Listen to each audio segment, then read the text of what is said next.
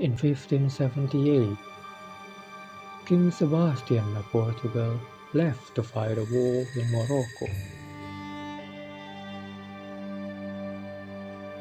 Although at first he intended to launch a crusade there, but then he was invited by Abu Abdallah Muhammad II, who was opposed by his uncle Abdul Malik and his Ottoman allies.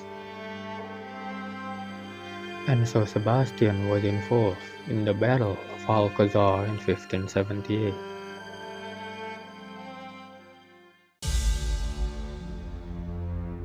But although Sebastian was able to recruit close to 30,000 soldiers from across Europe, his forces were largely outnumbered and were defeated at the battle.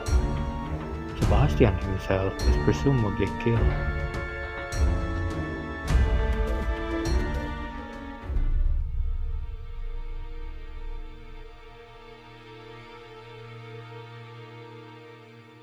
Since Sebastian died without an heir, his great-uncle and a cardinal, Henry I, became the new king of Portugal, but Henry died just 2 years later. His death led to the Portuguese succession crisis of 1580, since he also had no children to succeed him. And so the Portuguese throne was disputed by several claimants, such as Emmanuel Philibert of Savoy, Renucio Farnes of Parma, and Catherine of Braganza all claimed the throne. And then Philip II of Spain also claimed the throne. Emmanuel himself died in a battle. Farnes was 11 years old, and his father was an ally of Spanish, while Catherine of Braganza was a woman and a second daughter. But there was another one, an illegitimate claimant, Antonio of Crato, managed to secure the support of the peasants and lower nobility who didn't want to see a Spanish take the Portuguese crown. So they crowned him as King of Portugal in June 1580. But his coronation wasn't accepted by many. Not long after that, Philip of Spain attacked Portugal and started the Battle of Alcantara in August of the same year. Then, because the Portuguese army was still recovering after the disastrous Battle of Alcazar, they were then defeated by the Spanish, and Antonio was chased out from Portugal. This marked the beginning of the Third Portuguese dynasty, with Philip II from the House of Habsburg, and also the start of the Iberian Union.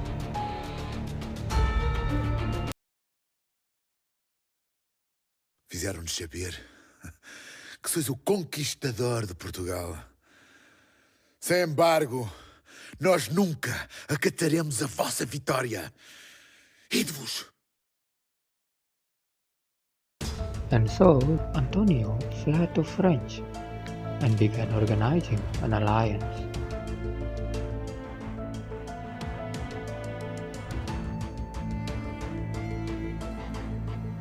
With the now support of French and English, he gathered a large fleet of warships and sailed to the Azores, which was the only part of Portugal that had not accepted Philip as king.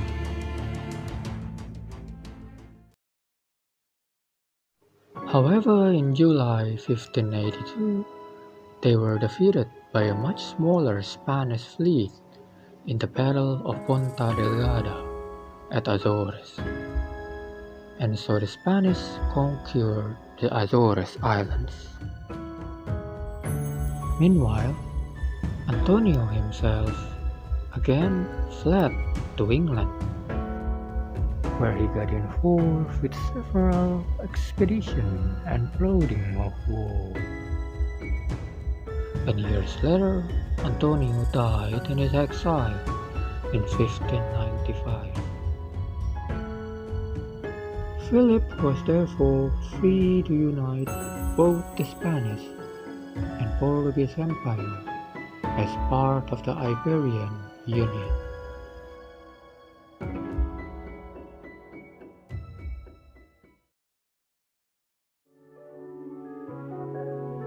War of the Portuguese succession had a significant impact on Europe and the world at the time.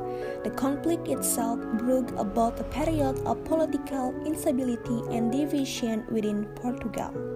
The war led to the union of Spain and Portugal under the Spanish Habsburg crown, known as the Iberian Union. The merging of these two powerful empires increased their combined economic strength and had a significant impact on global trade routes, enhancing Spain's and Portugal's economic power worldwide. The Catholic influence of the two nations also impacted religious and cultural dynamics in the region. They controlled and influenced their politics towards non-Catholic territories. Moreover, they altered the balance of power in Europe, triggering concern among other European nations about Spain's increased dominance and potential threat to their own interests.